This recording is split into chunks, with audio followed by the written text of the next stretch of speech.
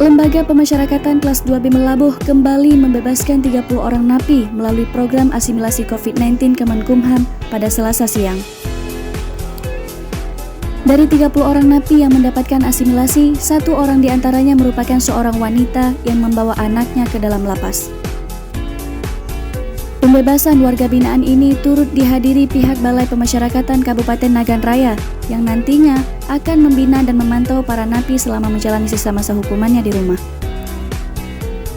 Kepala Lapas Kelas 2B Melabuh, Said Syahrul, mengatakan mereka yang mendapatkan asimilasi dan menjalani sisa masa hukumannya di rumah adalah napi yang memenuhi persyaratan untuk mendapatkan asimilasi COVID-19, salah satunya sudah menjalani setengah masa tahanan.